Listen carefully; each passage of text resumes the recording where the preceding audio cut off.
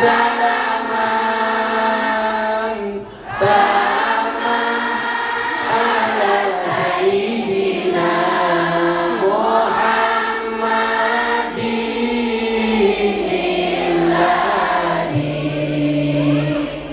Tanhalu bihi uqadu wa tanfariju bihi kurabu wa tuqada bihi hawaiju wa tunalu bihi raghaibu wa husnul khawatimi wa yustasqa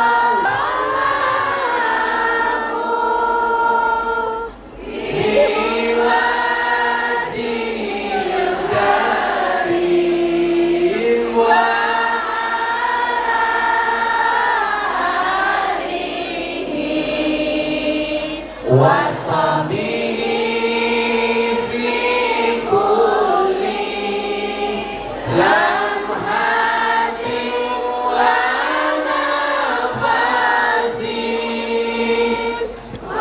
nafasin biadai kulli ma'lumilah. Sallu ala Nabi Muhammad. Beli bawang keliru merica. Gus Miftah datang dengan membawa cinta. Makan gorengan, minumnya susu. Hai Kung Yan, I love you.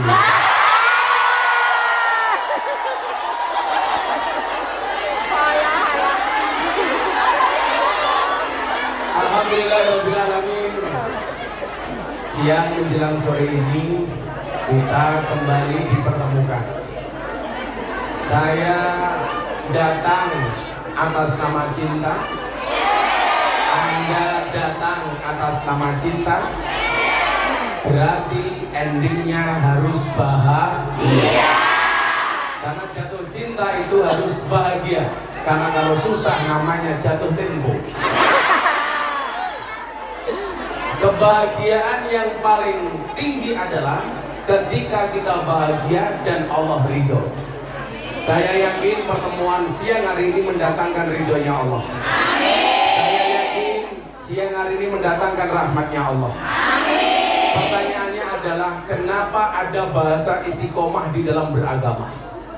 Karena kita tidak pernah tahu dari semua banyak amalan kita mana yang diterima oleh Allah. Kita nggak boleh sombong. Gus, saya sudah berjilbab. Gus, saya sudah umroh. Saya sudah haji. Saya sudah sedekah. Saya sudah ikut ngaji. Bahkan saya sudah berbakti dengan suami. Suami menyakiti, saya tetap berbakti. Tapi mohon maaf. Oh enggak. Suami berbakti, saya cari suami lagi.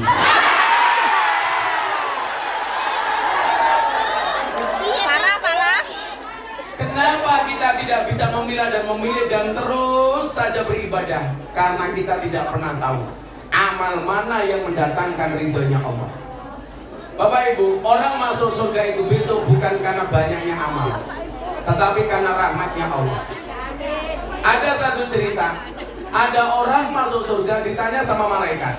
Ini semuanya besok pasti akan ditanya sama malaikat.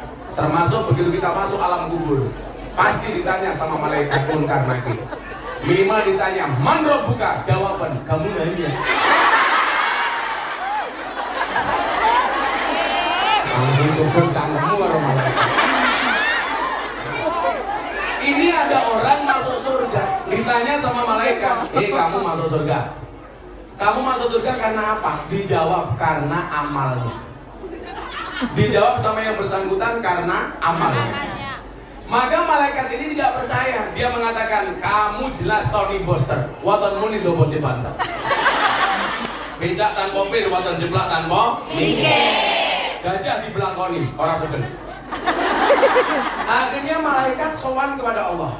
Ya Allah ya Rabb, kebahagiaan tertinggi hamba itu apa? Dulu ada ustadz yang mengatakan kenikmatan tertinggi di surga itu adalah seks. Menurut saya ini salah besar. Orang berpuasa itu dijanjikan dua hal. Ada dua kebahagiaan bagi orang yang berpuasa. Satu, saat datangnya buka puasa, betul? Bahagia saat datangnya buka puasa. Kemudian yang kedua apa? Dijanjikan besok di akhirat akan langsung ketemu dengan Tuhannya. Berarti apa? Puncak kenikmatan di surga itu bukan seks, tapi ketemu Gusti Allah. Kalau puncak pergi kenikmatan surga itu seks, nggak usah ke surga, cukup ke sarkem saja. Salah. Ternyata puncak kenikmatan tertinggi adalah besok ketemu dengan Allah. Zat Khalik yang selama ini kita sujud, yang selama ini kita ruku, yang selama ini kita berdoa, besok di akhirat kita akan ketemu langsung. Amin Allahumma. Amin. Tapi bagi Mbak BMI ada tiga kebahagiaan bagi orang berpuasa. Satu, buka puasa. Dua, ketemu dengan Tuhannya. Tiga, moker. Betul. Nah, akhirnya apa? Malaikat bertanya, ya Allah ya Rabb, benar tidak hambamu yang namanya Nuris itu, kata Allah, dia masuk surga karena amalnya? Langsung dijawab oleh Allah, ngapusi. Nuris masuk surga bukan karena amalnya. Karena kalau amalnya berat, tiket tahun 2020 baru masuk 2023.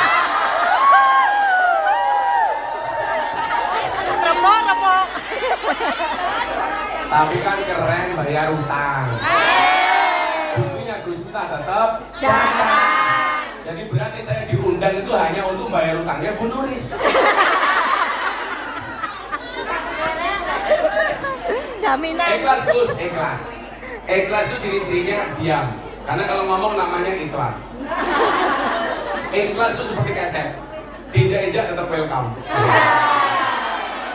Kamu kenapa ketawa? Kamu pakai masker. Takut COVID? Oh enggak, ramos. Akhirnya apa? Malaikat bertanya, ya Allah ya Rabb, jika dia masuk surga bukan karena amalnya, lantas karena apa? Allah jawab, karena rahmatku, karena kasih sayangku. Makanya coba Anda lihat, kenapa dari 99 Asmaul Husna yang paling populer dan Allah paling suka disebut dengan Ar-Rahman Ar-Rahim. Makanya kenapa Bismillah itu bunyinya Bismillahirrahmanirrahim. Padahal nama Allah 99. Kenapa Allah tidak menasbihkan dirinya dengan kalimat Bismillahil Malik atas nama Allah yang Maha Raja di Raja? Enggak. Allah tidak mengatakan Bismillahil Aziz atas nama Allah yang Maha Perkasa. Tidak. Allah tidak menggunakan kalimat umpamanya Bismillah Dzul Jalali wal Ikram. Tetapi Allah lebih senang dipanggil dengan kalimat Bismillah Ar-Rahman Ar-Rahim. Kenapa? Karena Allah ingin menunjukkan rahmat dan kasih sayangnya. Coba kalau nggak ada rahmat dari Allah untuk Kungyan di Hong Kong, Anda akan kerepotan kalau sholat setelah masak daging babi. Tapi karena rahmatnya Allah, semuanya bisa dinego. Ya Rob, ini saya darurat. Saya tadi pegang daging babi, tapi sekarang sudah datang waktunya sholat. Kalau saya harus mandi 7 kali, juragan saya malah curiga. Mosok kelon sampai peng gitu.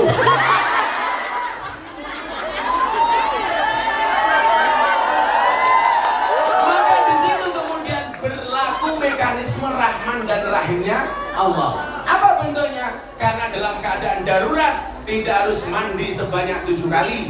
Karena mohon maaf tidak ada waktu dan pasti akan mendapatkan masalah dengan juragan. Mekanisme Allah berlaku Rahman Rahim.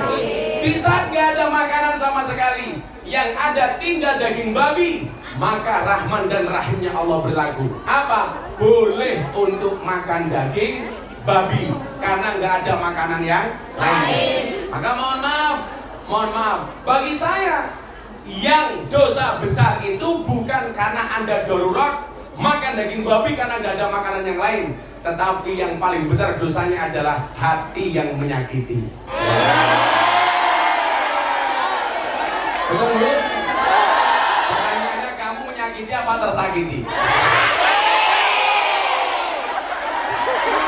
Dua-duanya. Loro-lorone, Gus. Nah, untuk membuktikan kebenaran bahwa orang ini masuk surga karena rahmatnya Allah, malaikat kemudian bertanya, bagaimana cara saya membuktikan dia masuk surga karena rahmatmu ya Allah? Gampang malaikat, kamu datangi nulis di surga. Terus apa yang harus saya lakukan? Culek matanya. Surga loh, surga loh. Kita doakan Bu Nuris masuk surga pertama kali. Amin. Setelah sholat maghrib.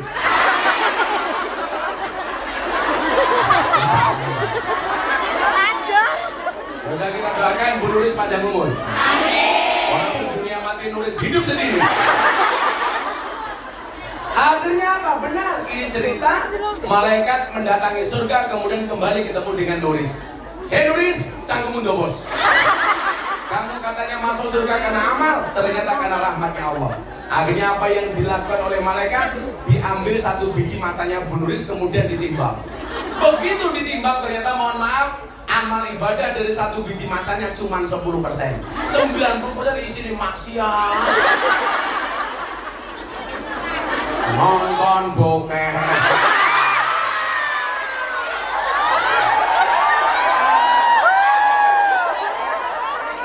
Ngadusi juragane nguyel-nguyel manungnya. Ya ampun. Malah diselendingi kayak pentil.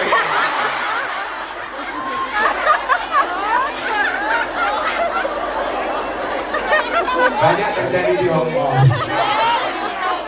Nah, ini membuktikan apa? Bahwa kita itu masuk surga bukan karena banyaknya amal, tapi karena rahmatnya Allah. Cuman persoalannya adalah karena kita tidak tahu amal mana yang mendatangkan rahmatnya Allah. Disitulah kenapa kita tidak boleh berhenti beramal. Saya bilang, ratusan bahkan ribuan panggung yang saya datangi, saya nggak pernah tahu dari panggung mana yang mendatangkan rahmatnya Allah. Maka kenapa saya tidak boleh berhenti? Saya harus tetap ngaji. Selain itu alasannya apa? An-nasu yamutuna ala ma'asu. Manusia itu akan dimatikan sebagaimana kebiasaan dia hidup. Jadi kalau kita membiasakan diri kita baik, bisa jadi bahkan sangat mungkin matinya dalam keadaan baik. Maka sempatkan dirimu membaca Al-Quran setiap kali mau tidur, walaupun cuma 2 ayat. Kenapa? Karena itu adalah amalan, salah satu amalan terbaik. Kalau biasa membaca Al-Quran, bisa jadi besok kematian itu datang, kita mati dalam keadaan membaca Al-Quran.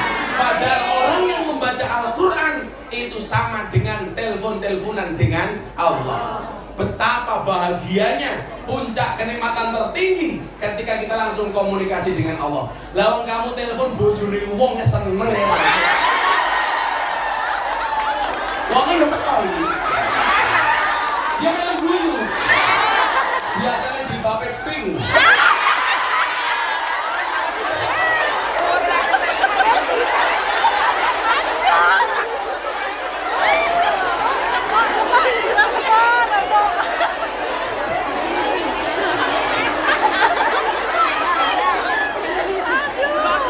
Bagaimana kalau kita teleponan langsung dengan Allah? Karena hakikatnya orang yang membaca Al-Quran itu takalum, itu sedang bercakap-cakap dengan Allah. Orang yang membaca sholawat, hakikatnya dia sedang bercakap-cakap dengan Nabi Muhammad. Maka apa? Jangan pernah berhenti untuk membaca Quran. Jangan pernah berhenti untuk bersolawat. Saya itu bersyukur, Bunda itu sehari minimal membaca sholawat lebih dari 15.000 kali tiap hari. Dulu ketika beliau dioperasi kanker, bahkan tasbihnya belum bisa dilepas dari jarinya. Kenapa? Ketika dioperasi mulutnya tetap bergerak membaca sholawat. Kenapa? Karena kebiasaan dia membaca sholawat. Bojo saya itu mohon maaf, tak kelonnya selamatan. Ayo bun kelan. Enak bun.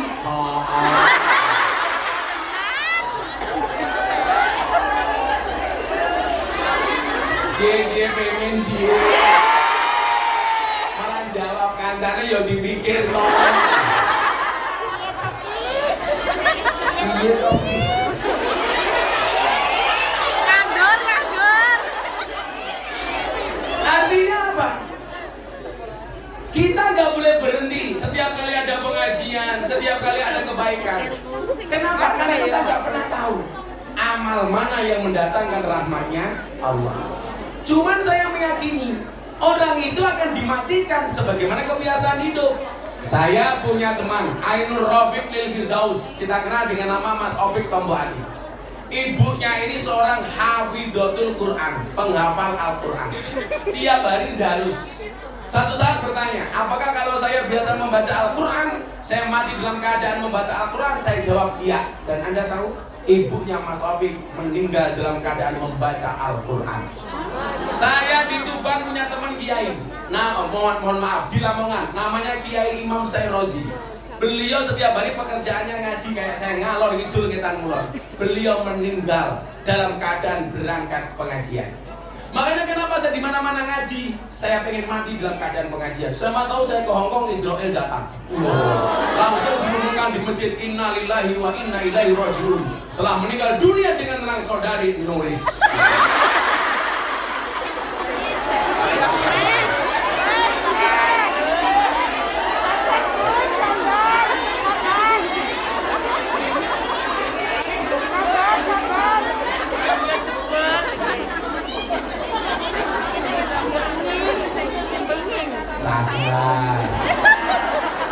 Sabar itu iya ngatur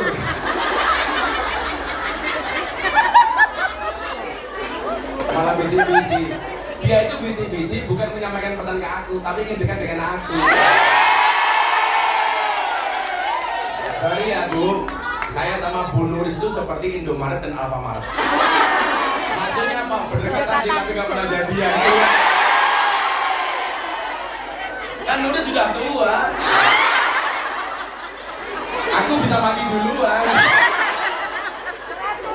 Karena bisa keracunan.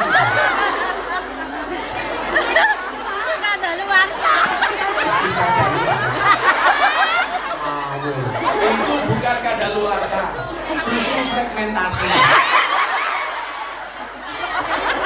Kalau kayak Yakult.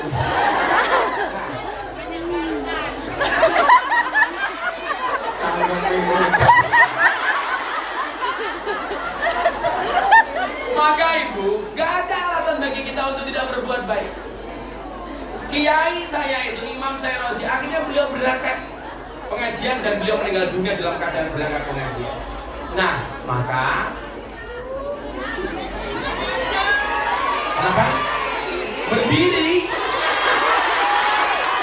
Ibu-ibu lebih suka saya dulu apa berdiri?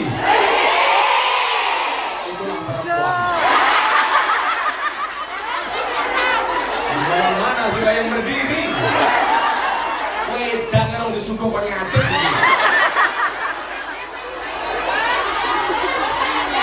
Oke, setelah minum saya berdiri. Minumnya OTW. Oke, tunggu baik. Panas. Wedangnya telat. Ini yang mau masuk Islam 2 orang ini. Nanti ya. Oke, saya minum dulu baru berdiri.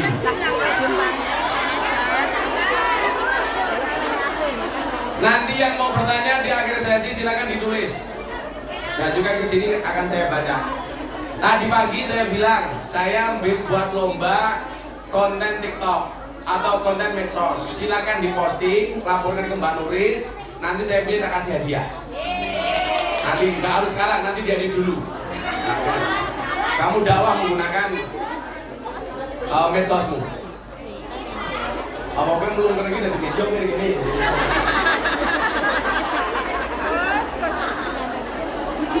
Yo masa kayak mobil kan burung ini.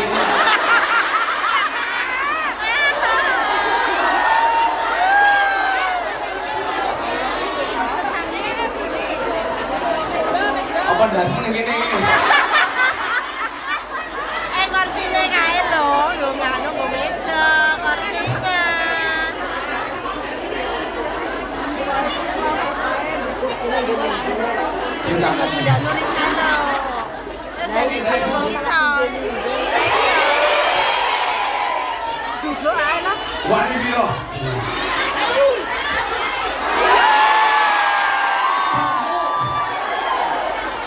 Iya.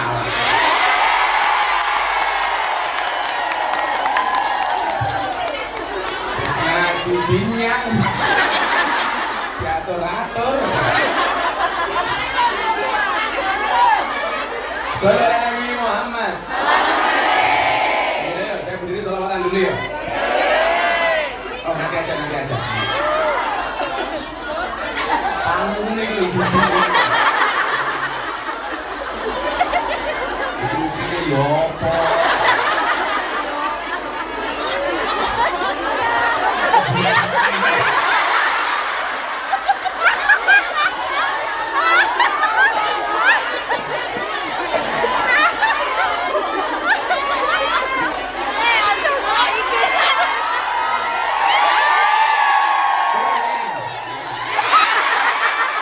Saudara Nabi Muhammad.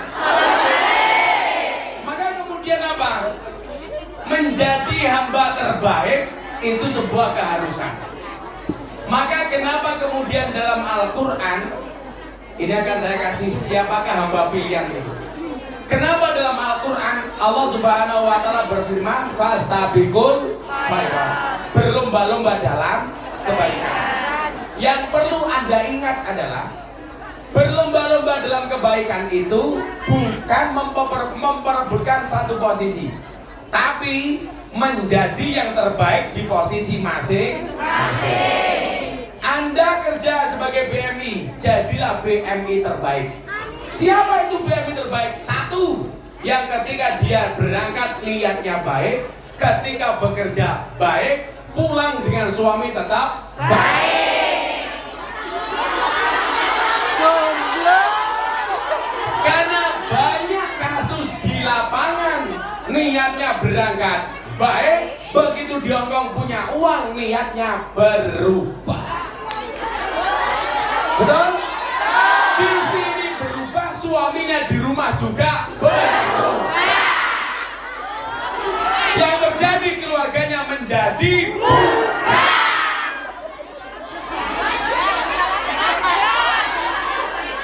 Makan rondo, mulai rondo. Langsung nyanyi rungkat.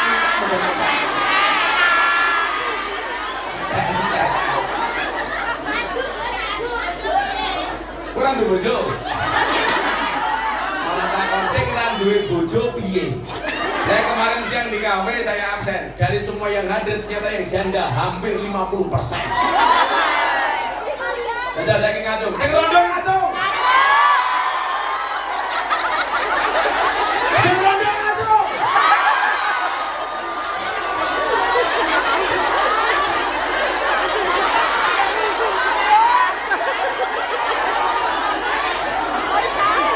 Wahai para janda, ingatlah, bisa jadi cinta pertamamu meninggalkan luka. Tapi yakinlah, cinta keduamu insya Allah menghadirkan surga.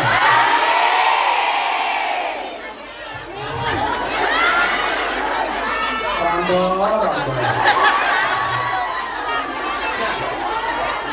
Fastabiqul khairat, menjadi yang terbaik di posisi masing-masing.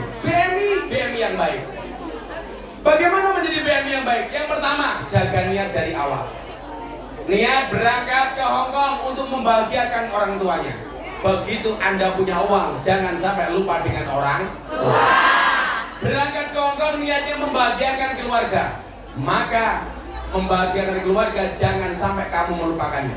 Pengen membahagiakan anak-anaknya, tetap menjadi sebuah prioritas. Jangan pernah berubah walaupun ekonomimu berubah. Jangan pernah berubah walaupun taraf hidupmu berubah. Tetap biasa-biasa wae. Orang hebat itu siapa? Duwe duit, orang duwe duit podo. Duwe duit biasa-biasa wae, orang duwe duit biasa-biasa wae. Tapi kadang-kadang berubah. Berangkat dari Jawa Timur, jilbaban. Begitu ning Hongkong, ngelungsumi.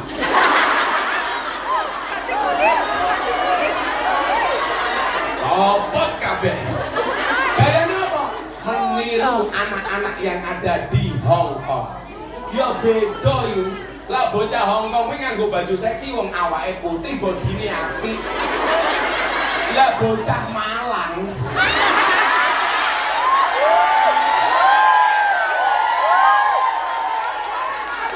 melu-melu fashionnya kaya bocah Hongkong, pakai you can see, padahal tungkake meletek. Kakinya belang-belang, ora pantes. Podo-podo nyawange, aku milih nyawang cah Hongkong. Podo-podo dosane. Ayo bayangno, nulis kanggo you can see.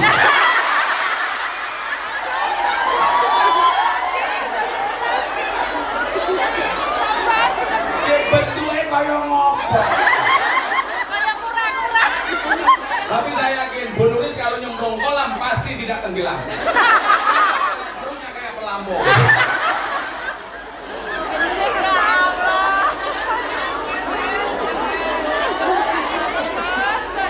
Nah, menjadi yang terbaik itu caranya bagaimana? Kita lihat patokannya. Sabda Nabi Muhammad Sallallahu Alaihi Wasallam. Mudah-mudahan kehadiran kita hari ini menjadi kebahagiaan bagi Kanjeng Nabi. Amin. Terutama saya mau kasih semangat untuk teman-teman panitia pengajian. Ini panitia ini. Jadi seragam kita sama sih. Jadi malu. Ya podo ngopo ini. Kapel, Gus, kapel. Jangan kamu. Kapel, Gus.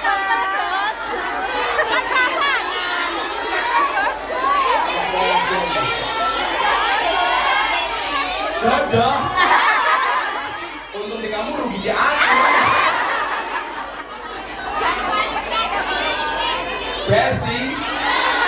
Besti murah dinyang. Nah, saya mau kasih sebelum saya lanjutkan yang terbaik untuk panitia. Saya mau cerita Habib Mundir Al-Musawwar almarhum. Beliau orang yang sangat dekat dengan Rasulullah. Bahkan kematian beliau sudah prediksikan karena langsung mendapatkan kabar dari Rasulullah.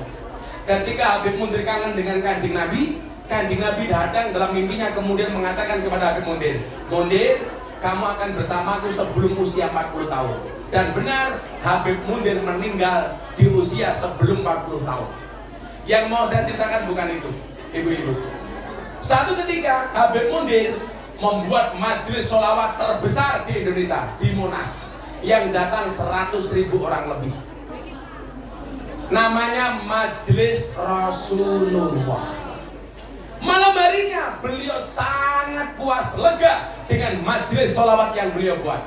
Sehingga beliau batin, ini pasti Kanjeng Nabi sangat bahagia dengan acara hari ini. Malamnya Habib Mundir mimpi apa? Ketemu dengan Kanjeng Nabi. Ingat, kalau Anda mimpi ketemu Kanjeng Nabi, bahkan hanya lihat punggungnya tok, yakin itu Kanjeng Nabi. Kenapa? Karena Kanjeng Nabi tidak bisa diserupai oleh setan.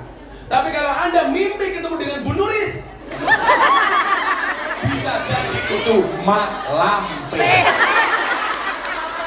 Bisa jadi. Tapi kalau Anda mimpi ketemu Mak Lampir, bisa jadi itu Bu Nuris.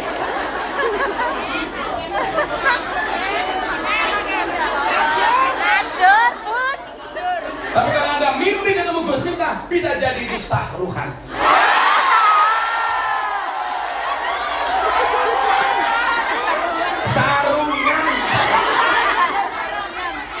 Sarungan. Ini korokan matamu. Korokan.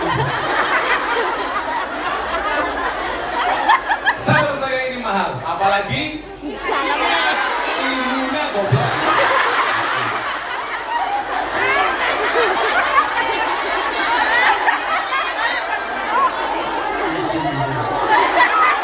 Kamu jangan bayangin aku.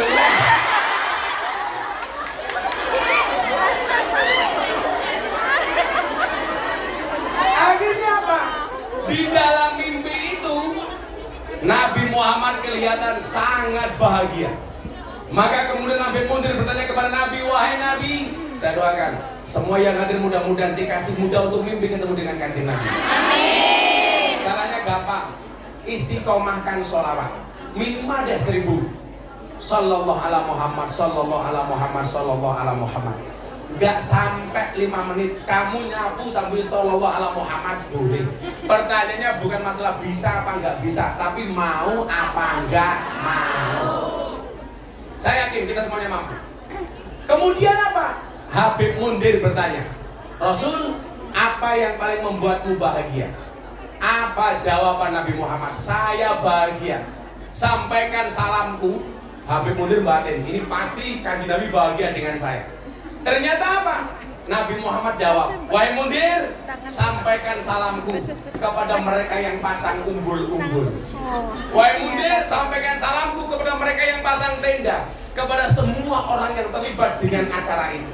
Begitu bangun, Habib Mundir langsung batin, tahu seperti itu yang masang umbul-umbul aku sendiri. Artinya apa? Itu hebatnya panitia pengajian. Saya yakin panitia pengajian ini akan dibanggakan oleh Rasulullah. Amin.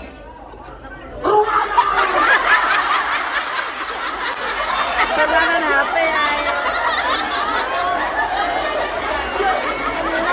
Malah ngitung batin.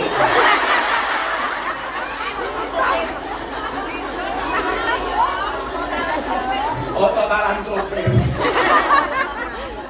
Coba kita lihat bagaimana kemudian Allah mengatakan orang-orang yang terlibat di pengajian itu istimewa. Anda baca satu ayat dalam surat Yasin.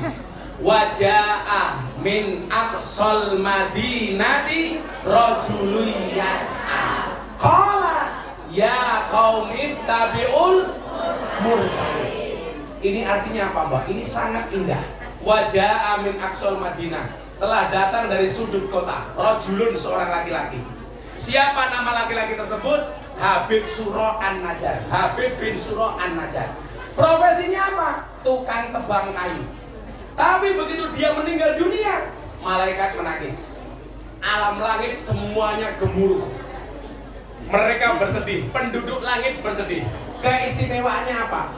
Padahal Habib bin Suro An-Najjar ini bukan kiai, bukan dai, bukan ustadz, bukan wali, bukan nabi. Tetapi kematiannya membuat alam langit bergemuruh. Malaikat menangis, penduduk langit menangis. Alasannya apa? Karena Habib bin Suro An-Najjar sering ajak-ajak orang untuk mengikuti pengajian. Qala ya qaumi tabi'ul mursalin. Itu ada nabi, ayo kita ikut ngaji. Itu ada wali, ayo kita ikut ngaji. Ternyata apa? Kematiannya membuat alam langit bergetar. Artinya apa? Besok lagi kalau ada pengajian, kamu share di medsosmu, posisimu insya Allah sama dengan Habib Suro An-Najjar. Amin.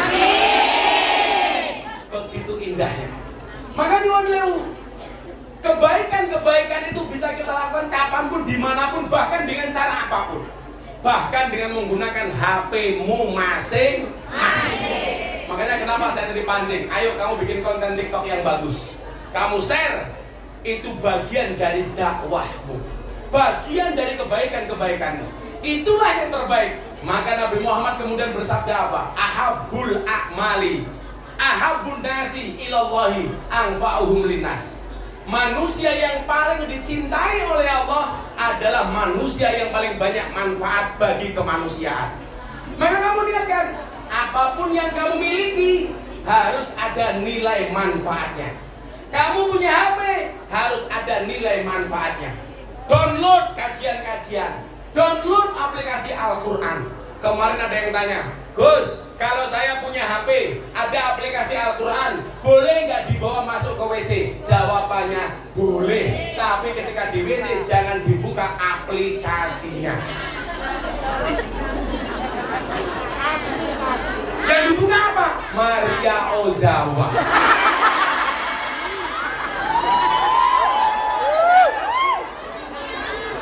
Sama halnya kalau Anda punya HP, ada aplikasi porno, masuk masjid boleh apa enggak? Boleh, tapi jangan buka pornonya.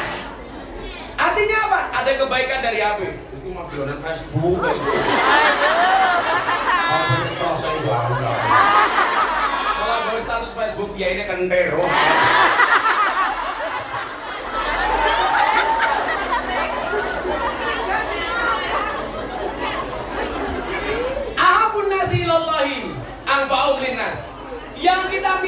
semuanya ini harus memberi nilai manfaat. Itulah orang yang paling dicintai oleh Allah. Kemudian dilanjutkan lagi, wa ahabbul a'mali ilallahi sururun tudkhiluhu ala muslim taksifu anhu kurbatan. Kalau manusia yang paling dicintai oleh Allah, yang paling banyak manfaatnya, amal apa yang paling dicintai oleh Allah? Amal yang paling dicintai oleh Allah itu adalah sururun, ketika kebahagiaan, tudkhiluhu ala muslim, yang kamu berikan kepada orang Islam yang lainnya, taksifu anhu kurmatan, maka orang-orang itu kemudian lepas dari segala kesedihannya. Itu adalah amal yang paling dicintai oleh Allah. Kalau Bu Nuris dan panitia hari ini membuat pengajian, kok yang datang ini bahagia, termasuk kategori ini, sururun tudkhiluhu ala muslim, memberikan kebahagiaan bagi orang Islam, sehingga apa? Orang-orang Islam tersebut hilang kesedihannya. Buktinya apa? Kue ketemu aku bahagia. Berarti apa? Tudkhiluhu ala muslim, memberikan kebahagiaan kepada muslim lainnya. Apa yang bisa kita berikan? 3 hal. Mangkana lahu ilmun, yang punya ilmu, bahagiakanlah orang lain bi ilmihi, falyatasaddaq bi ilmihi, sedekahlah dengan ilmunya. Mula. Wa mangkana lahu malun, kamu gak punya ilmu, punyanya harta. 1 bulan gajinya 50 juta. Amin. Amin. Sekalian jual kulkas juraganya.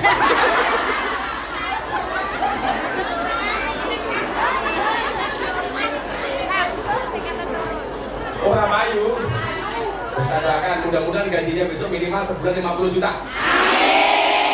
Potong pajak 90%. 90%.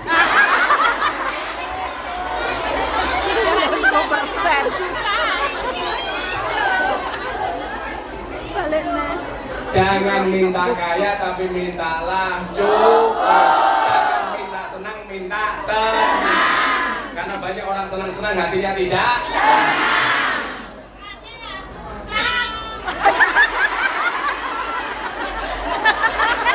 Oke ya, utang.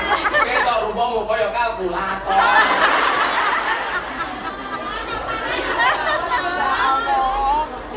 Nah, menjadi yang terbaik, punyanya harta, punyanya gaji, punyanya uang, falyatasaddaq bimalihi, membahagiakan orang lain dengan menyedekahkan hartanya. Saya dari miskin gak punya apa-apa, gak pernah takut dengan namanya sedekah. Saya begitu menikah tahun 2004, mohon maaf, miskin kuadrat. Walaupun mbah saya kaya 7 turunan, tapi saya keturunan nomor 9.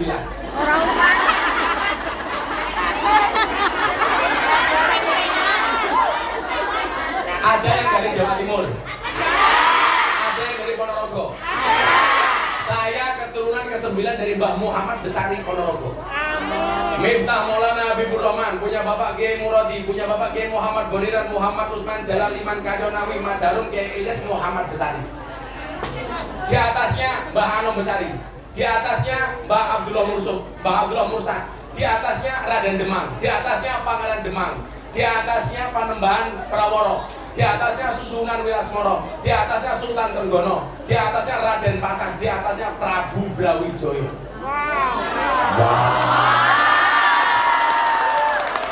Makanya jangan kaget kalau aku ganteng.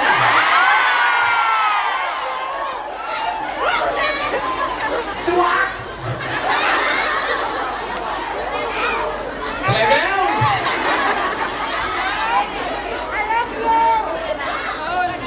Meledak. Begitu sulit. Lupakan silit.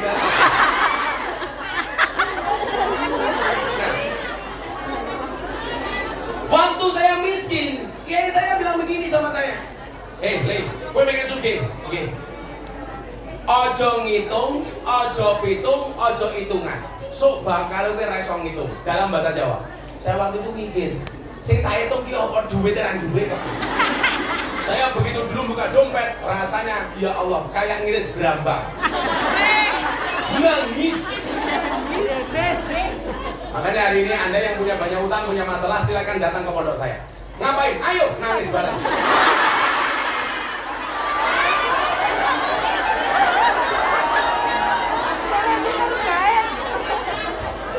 Tapi sekarang istri-istri di Indonesia setelah COVID sudah pintar mencari uang. Maksudnya apa? Dimanapun suami nyimpan uang pasti ketahuan.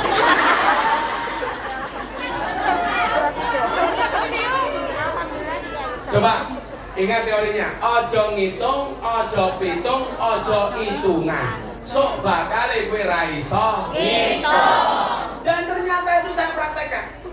Saya punya uang 50.000, mau sowan guru saya di Pekalongan, Maulana Habib Lutfi bin Yahya Pekalongan. Saya besok tanggal 4 pengajian di sana. Waktu itu istri saya mau beli susu, anak saya usia setahun, banter-banterin susu. Saya bilang sama istri saya,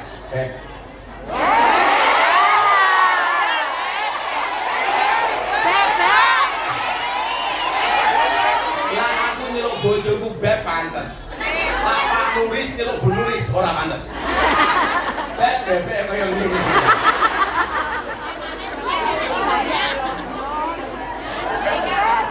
Istri saya jawab, iya saya.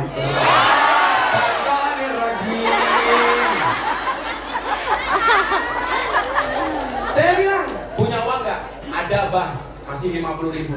Boleh nggak saya minta uangnya? Untuk apa bah? Saya mau sowan Abah Lutfi, masa nggak ada salam tempel? Saya malu masa sowan kiai besar, habib besar, saya nggak ada salam tempel. Nanti susu anak gimana bah? Santai saja. Yakin bahwa keberkahan itu ada. Akhirnya saya bawa uang 50.000. Saya ke Pekalongan. Dari saya miskin, Habib Lutfi itu panggil saya juragan. Dari saya nggak punya apa-apa. Jadi kalau saya sowan, juragane teko. Makanya coba, Anda itu kalau ketemu teman, tolong yang keluar kalimat baik, doa yang baik. Karena doaul mar'i li akhihi ka doaihi li nafsihi. Doa seseorang kepada teman yang lain itu seperti mendoakan dirinya sendiri. Jadi kalau kamu mengatakan orang, dasar kamu tukang selingkuh, berarti yang selingkuh itu makanya saya rajin mendoakan orang kaya supaya saya juga menjadi kaya. Saya rajin mendoakan orang lain untuk menikah lagi supaya saya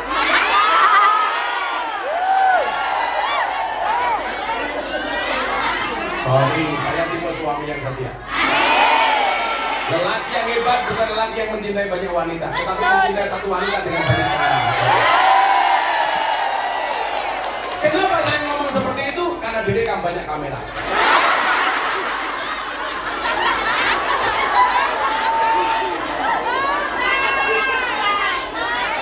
Ponakan bojoku modar aku. Nah, akhirnya apa? Saya berangkat ke Pekalongan minta didoakan sama Abah Lutfi. Saya pulang jam 12 malam sampai rumah. Anak saya nangis karena nggak punya susu. Akhirnya apa? Malam itu saya rebutan susu dengan anak saya. Hati saya berbaik hati. Anak saya tak kasih isinya, saya cukup kemasannya. Tapi yang terjadi apa? Ternyata keberkahan itu nyata. Apa yang kita berikan tidak mungkin kemudian Allah sia-siakan. Yang kemudian menjadikan saya hidup saya enak hari ini adalah keberanian saya untuk tidak hitungan, tidak hitung, tidak ngitung, tidak hitungan, tidak hitungan. Dan ternyata benar. Ketika saya miskin, saya berdoa, Allahumma barik lana. Ya Allah ya Rob, hari ini saya nggak kuat makan. Tapi satu saat saya harus bisa memberi makan orang. Saya dari dulu rajin puasa, Bu. Kalau saya punya uang 10.000 daripada saya untuk makan, saya puasa, uang 10.000 saya sumbangkan. Dan ternyata hari ini benar, ratusan santri saya semuanya gratis. Dulu saya nggak kuat tidur, ya Allah ya Rob, hari ini saya nggak bisa tidur karena nggak punya kamar tidur. Tapi satu saat saya harus bisa membuat nyaman orang tertidur. Dan ternyata benar, santri hari ini semuanya bisa tidur dengan nyaman. Berarti apa? Pola pikirnya ini yang perlu dirubah. Jadi mohon maaf, kalau kamu merasa yang kamu miliki itu mutlak punya kamu, Anda salah. Itu hanya Allah titipkan kepadamu. Yang namanya orang nitip, Allah sudah sampaikan, ini kamu tak titipi, tolong kamu bagi. Bagi kepada siapa? Bagi kepada orang lain. Kalau kamu tidak mau berbagi, kata Allah, maka besok kamu tidak akan saya titipi lagi. Akan saya ambil, dan kamu bukan sebagai orang yang saya titipi, cuman sekedar sebagai seorang penerima. Yang perlu Anda ingat, senikmat-nikmatnya menerima, lebih nikmat memberi. Maka dikatakan orang nyumbang lebih baik daripada disumbang. Tapi kamu milih disumbang. Traktir sama traktir bagus mana? Traktir. Kamu tapi milih ditraktir.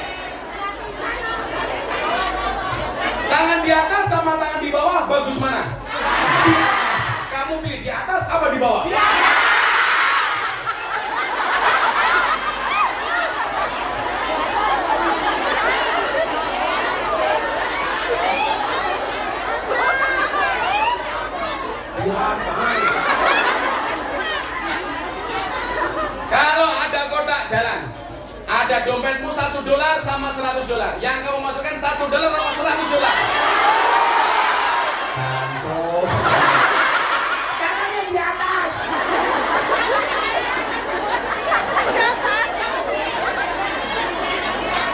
Lihat ke monyet di kebun binatang, uang sakunya $100. Lihat kiai ada kotak infak, infaknya $1. Berarti lebih mahal kiai apa monyet? Anda lebih menghargai kiai apa monyet?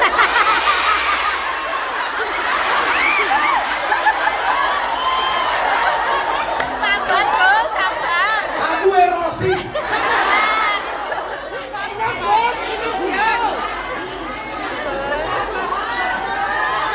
Tadi teorinya saya bilang toh, kalau ada orang punya 2 botol air mineral, diminta 1, biasanya dengan ikhlas kita memberi. Padahal dia punyanya cuma botol mineral tok, punya 2, diminta separuh dikasih.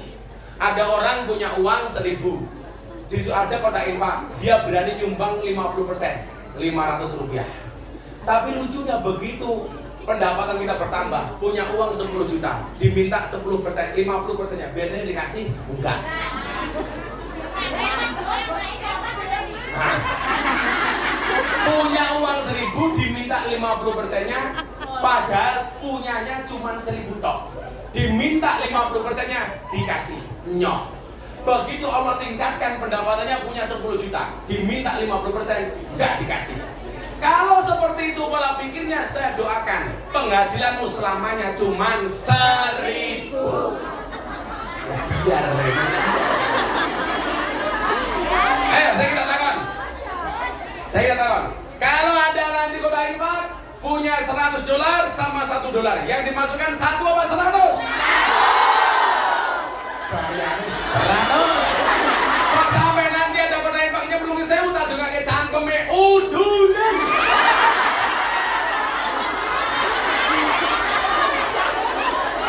Untuk kotak infak aku ya. Saya orang ada duit, utang. Jangan nunggu kaya baru bersedekah, tapi bersedekahlah sampai kamu menjadi kaya. Ayo selamatan di sini, sedikit sadar ya. Terus panitia mau ngubung-ngubung. 100 orang siji. Pokoknya. Sallu ala Nabi Muhammad. Menengok. Minta sholawat apa? Coba dikir ngombe dawet, ora tau dikir anda sing mumat. Coba dikir makan rambutan, ora tau dikir mentino mikir kuyan. Selamatan coba dikir yuk. Saya kemarin diprotes gara-gara selawat Joko Tingkir. Yang nyanyi ini kan bocah saya si Percil. Bah, gimana Bah? Boleh Kak selawat Joko Tingkir? Boleh, saya bilang. Tapi katanya penghinaannya di mana? Lah itu Joko Tingkir ngombe dawet, boleh. Karena zaman Joko Tingkir adanya cuma dengan kopi sama dawet. Yang nggak boleh itu kalau Joko Tingkir ngombe boba. Zaman Joko Tingkir belum ada boba. Semua ini santai wae $100 yuk, namung siji. Udunen.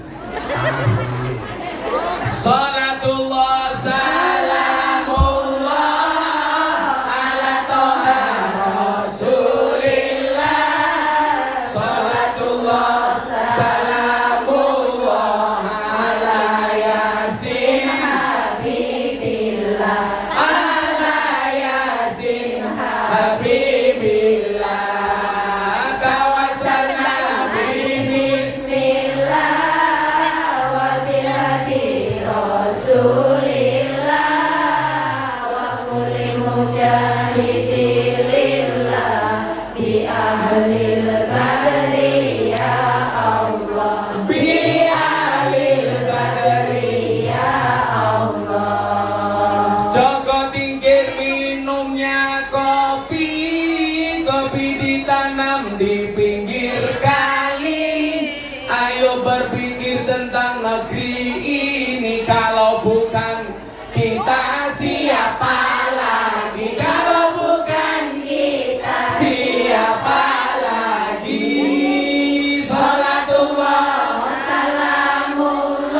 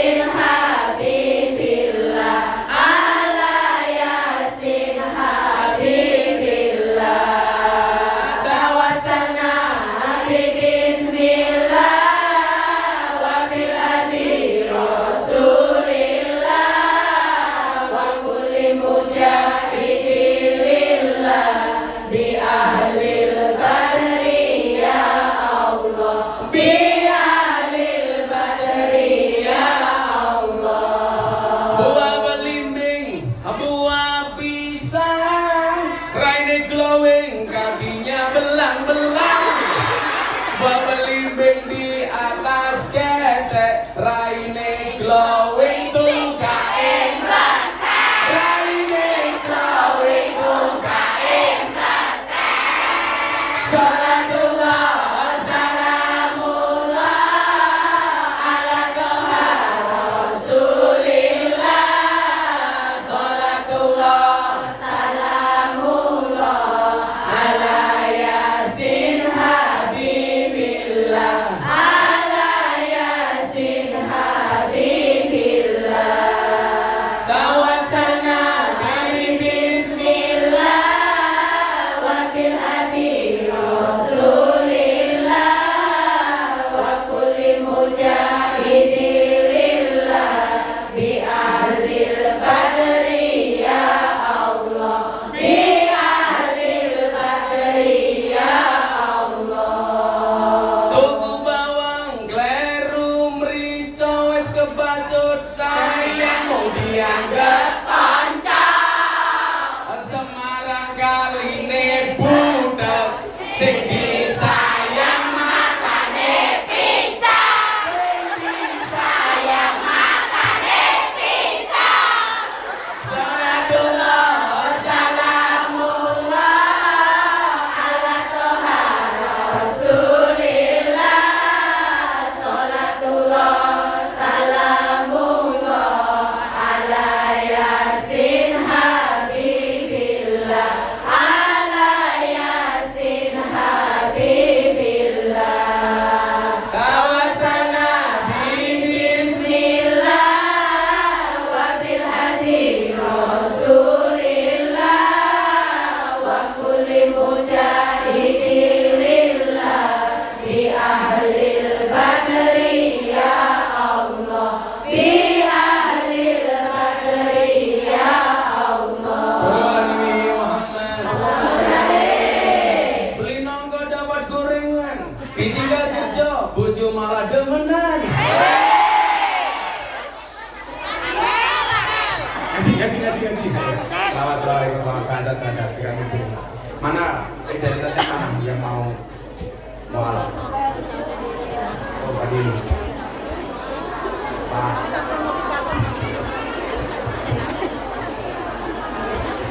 Ya, kalau mau.